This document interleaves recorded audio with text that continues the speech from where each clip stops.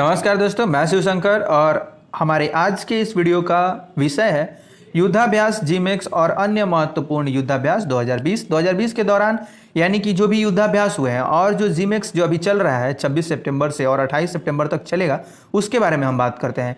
Bharat Japan जो उनकी यानी कि नेवल एक्सरसाइज है वो अभी चल रही है और अरब सागर में, उत्तर अरब सागर में, तो उसके बारे में हम लोग बात करते हैं। भारत और जापान की नौसेनाएं उत्तर अरब सागर में 3 दिवसीय सैन्य अभ्यास शुरू करने जा रही हैं, यानी कि शुरू हो चुका है 26 से ही। भारत जापान की नौसेनाओं का यह द्विपक्षीय अभ्यास का चौथा संस्करण 26 से 28 सितंबर के बीच आयोजित किया जाएगा। ठीक है, ये 26 सितंबर से 28 सितंबर तक चलेगा। अब बात करते हैं इस ट्वीट का, इसी के माध्यम से हमें इसकी जानकारी मिली, उसके बाद आपको हम ये चीज़ बता रहे हैं। अब 4th edition of India Japan maritime bilateral exercise यानी कि JIMEX, Japan maritime bilateral exercise या जीमेक्स इसका पूरा नाम, अब which is conducted biennially between the Indian Navy and Japanese maritime self defence force, यानी कि जेएमएसडीएफ का ही मतलब है Japanese maritime self defence force, will be held in north Arabian Sea from 26 to 28 सितंबर। इंडियन नेवी फाइल पिक, ये नीचे picture दी हुई है इंडियन नेवी की तरफ से जो इसको शामिल किया गया इस ट्वीट में। अब हम बात करते हैं जापान और भारतीय नौसेना का यह साझा अभ्यास 26 सितंबर से 28 सितंबर तक चलेगा।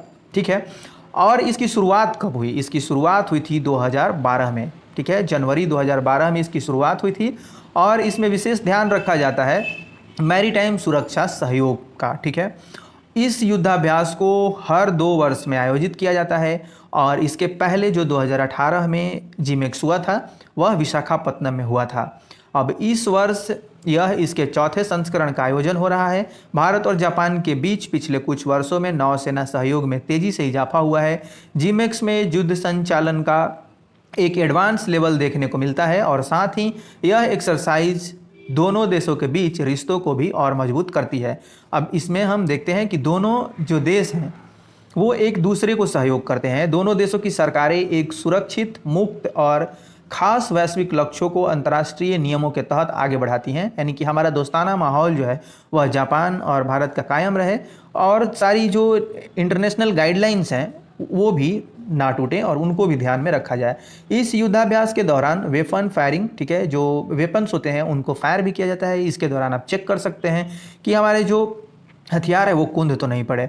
ठीक है, अब क्रॉस डेक हेलीकॉप्टर ऑपरेशंस के साथ ही एंटी सबमरीन और एयर वॉरफेयर ड्रिल देखने को मिलता है। ठीक है, यानी कि बहुत ही महत्वपूर्ण यह जीमेक्स एक्सरसाइज है। 3 दिनों तक चलने वाली जीमेक्स 20 को कोविड-19 के मद्देनज़र नॉन कॉन्टैक्ट एट सी अलोंग फॉर्मेट में ही आयोजित किया जाएगा, यानी कि कोई भी जो हमारे इंडियन नेवल के फोर्स हैं वो कॉन्टैक्ट में नहीं रहेंगे। इनको नॉन कॉन्टैक्ट एट सी फॉर्मेट में ही आयोजित किया जा रहा है।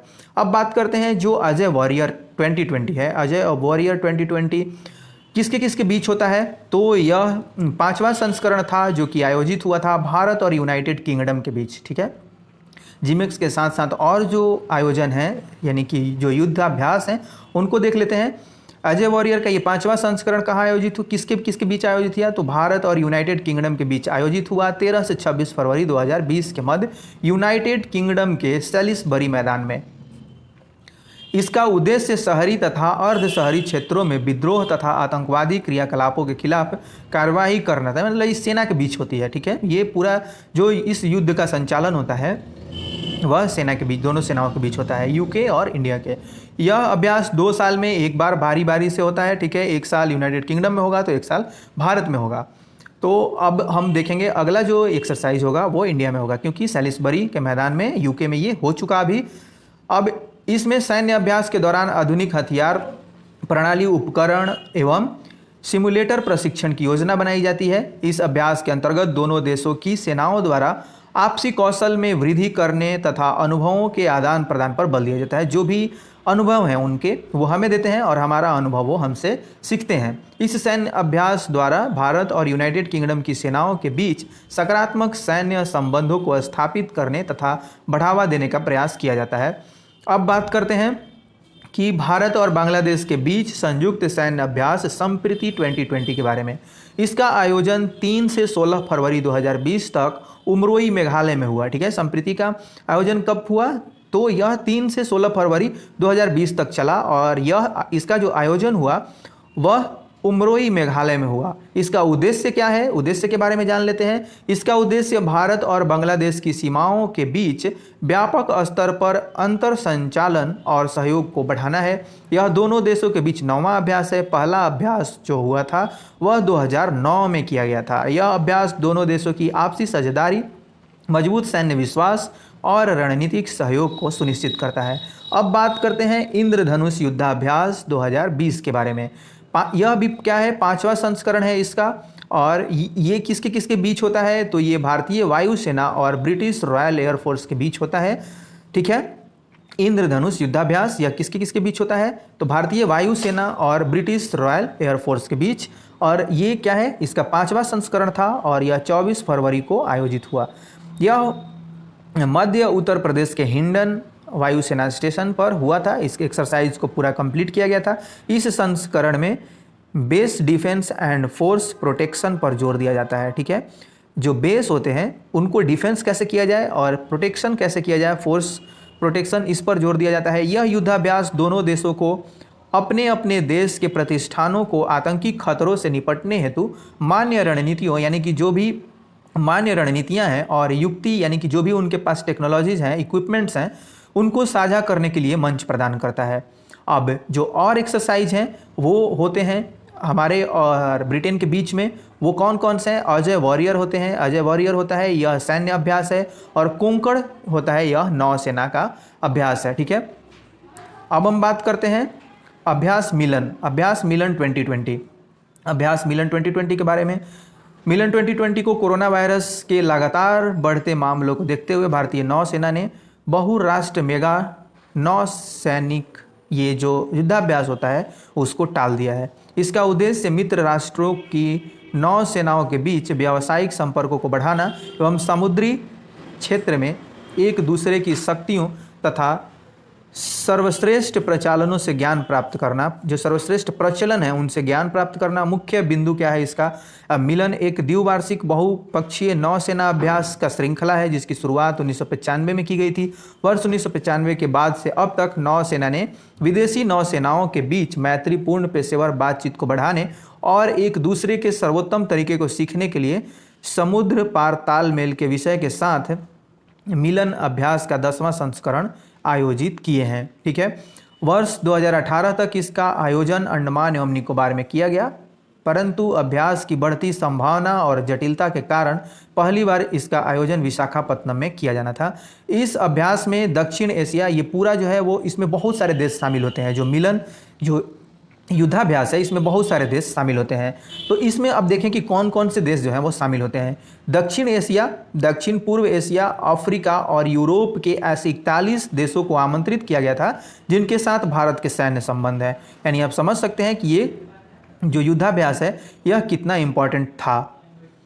अब क्या है कि जून 2020 को भारत ऑस्ट्रेलिया को मालाबार नौसैनिक अभ्यास में शामिल करने पर विचार कर रही है। जो भारत सरकार है वह इसको शामिल करने का, मालाबार नौसैनिक अभ्यास में ऑस्ट्रेलिया को शामिल करने का योजना है। गवर्नमेंट ऐसी योजना बना रही है। अब मालाबार के बारे में जान लेते हैं। मिलन है, ये बहुत सारी सेनाओं के बीच में, नौसैनिकों के बीच में होता है, लेकिन अभी इसको क्या कर दिया गया है, टाल दिया गया है। अब बात करते हैं, भारत और ऑस्ट्रेलिया हमेशा से ही एक मुक्त, खुले, समावेशी और समृद्ध हिंद प्रशांत क्षेत्र के समर्थक रहे हैं। यानी कि हमारा रवैया क्या रहा है, शांतिपूर्ण और सौहार्दपूर्ण रहा है। वर्ष 2016 से ही ऑस्ट्रेलिया ने मालाबार नौसैनिक अभ्यास में शामिल होने की इच्छा जाहिर की थी। इसमें पहले इसने कब इच्छा जाहिर की थी, 2016 में, लेकिन अभी उस पर क्या किया गया, संज्ञान लिया गया और उसको इसमें शामिल करने के लिए तैयारी शुरू की गई। अब बात करते हैं, परंतु भारत अभी तक ऑस्ट्रेलिया को इस नौसैनिक अभ्यास में शामिल करने से बचता रहा है। इस मुद्दे पर भारतीय पक्ष का यह मत रहा है कि इस नौसैनिक अभ्यास में ऑस्ट्रेलिया को शामिल करने से यह चीन के खिलाफ एक चतुष्पक्षीय सैन्य संगठन के समान प्रतीत होगा, जो क्षेत्र में भारत और चीन के बीच तनाव को और अधिक बढ़ा सकता है। यानी कि हम यह देखते हैं कि चाइना अभी तक किनको किनको चाइना के साथ बहुत ज़्यादा नहीं बनती है तो उसमें जापान भी शामिल है, और वो जापान भी इसमें शामिल है हमारे साथ, ठीक है। इसमें हम 3 देशों को मालाबार सैनिक जो युद्धाभ्यास है, नौ सैनिक अभ्यास जो है, वो 3 देश ऑलरेडी पहले से कर रहे हैं। उसमें अमेरिका है, हमारा कंट्री है, और जापान है। तो पहले से ही तीनों ऐसे देश हैं जो एंटी चाइना है, ठीक है, यानी कि चाइना से उनकी बनती नहीं है। अब जिसकी और चाइना से नहीं बनती है, बहुत ज़्यादा ही वो रूड रहता है चाइना के प्रति, वो है ऑस्ट्रेलिया। तो भारत इससे बचता रहा है क्योंकि ये चाइना ये समझने लगेगा कि ये चाइना के खिलाफ घेराबंदी की जा रही है, ठीक है, चतुष्पक्षीय सैन्य संगठन उसके खिलाफ तैयार की जा रही है, इसलिए इसमें शामिल करने से कतराता रहा है। लेकिन इस बार क्या किया गया है, इस बार इन सभी चीज़ों को दरकिनार करके इसमें ऑस्ट्रेलिया को शामिल करने के लिए सहमति बन गई है, ठीक है। तो अब इसके साथ क्या होगा कि 3 नहीं 4 हो जाएंगे। अब बात करते हैं कि मालाबार नौसैनिक अभ्यास भारत, अमेरिका, जापान की 9 सेनाओं के बीच वार्षिक रूप से आयोजित किया जाने वाला एक त्रिपक्षीय सैन्य अभ्यास है। इसकी शुरुआत भारत और अमेरिका के बीच 1992 में एक द्विपक्षीय सैनिक अभ्यास के रूप में की गई थी, नौसैनिक अभ्यास के रूप में की गई थी। लेकिन इसमें 2015 में इस अभ्यास में जापान के शामिल होने के बाद यह एक त्रिपक्षीय सैन्य अभ्यास बन गया। उसके बाद से ही क्या हुआ कि भारत बचता रहा है ऑस्ट्रेलिया को शामिल करने से। लेकिन ऑस्ट्रेलिया के साथ भारत के प्रगाढ़ क्या है, रिश्ते हैं। भारत और ऑस्ट्रेलिया के साथ जो हमारा रक्षा सहयोग है उस पर एक नज़र डाल लेते हैं।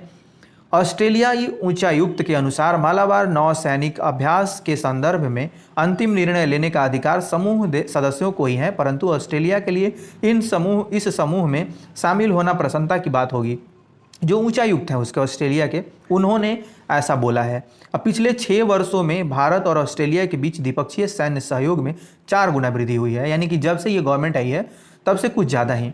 अब हम देखते हैं कि हमारे और ऑस्ट्रेलिया के बीच में कौन कौन सी सैन्य अभ्यास होते हैं। तो दोनों देशों के बीच, भारत और ऑस्ट्रेलिया के बीच जो संयुक्त नौसैनिक अभ्यास हैं वो ऑसिनिक्स है, ठीक है, ऑसिनिक्स। और युद्धाभ्यास पीच ब्लैक है। AUS से आप ऑस्ट्रेलिया समझ सकते हैं, और इंडेक्स से आप IND से इंडिया, और EX का मतलब कि एक्सरसाइज, ठीक है।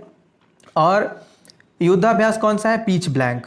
पीच ब्लैक जो है के माध्यम से रक्षा क्षेत्र में सहयोग को बढ़ावा दिया है, ऑसिंडेक्स और पीच ब्लैक से। अब बात करते हैं भारत और ऑस्ट्रेलिया के बीच म्यूचुअल जो लॉजिस्टिक सपोर्ट एग्रीमेंट है उसकी। म्यूचुअल लॉजिस्टिक सपोर्ट एग्रीमेंट यानी कि MLSA की घोषणा द्विपक्षीय संबंधों को मजबूत करने की दिशा में एक महत्वपूर्ण निर्णय है। इसके तहत दोनों देश एक दूसरे के सैन्य अड्डों का उपयोग कर सकेंगे। यह समझौता दोनों देशों के लिए सैन्य आपूर्ति को आसान बनाने के साथ साथ परिचालन सुधारों में सहायक होगा। ये लॉजिस्टिक मतलब कि जो माल की सप्लाई होती है, ठीक है, एक दूसरे के यहाँ जो भी इनिशियल हमें गुड्स चाहिए होते हैं, या और भी जो चीज़ें हम एक दूसरे से खरीदते और एक दूसरे को बेचते हैं, उनके लिए जो भी ट्रेड होते हैं उसमें ये जो लॉजिस्टिक एग्रीमेंट हुआ है हमारा, वो ज़्यादा इंपॉर्टेंट रोल प्ले करेगा। तो उसमें क्या है कि हम एक दूसरे के जो सैन्य ठिकाने हैं उस पर हमारा एक तरह से लॉजिस्टिक भेजने का और वहाँ से मंगाने का एक हक बन जाएगा इस एग्रीमेंट के साइन होने के बाद से। तो ये पूरा एक्सरसाइज जो भी हुआ है आप इनको याद रखेंगे, GMAX, और फिर आप ये मालाबार है, अजय वॉरियर है, इंद्रधनुष है, इन सबको आप याद रखेंगे, संप्रीति है, इन सबको आप नोट डाउन कर लेंगे। ये आपके लिए इंपॉर्टेंट होगा आगे के आने वाले एग्जामिनेशंस के लिए भी। और आप मेरे साथ इस वीडियो में बने रहें। आपका बहुत बहुत धन्यवाद। मिलते हैं नेक्स्ट वीडियो में। Thanks for watching this video.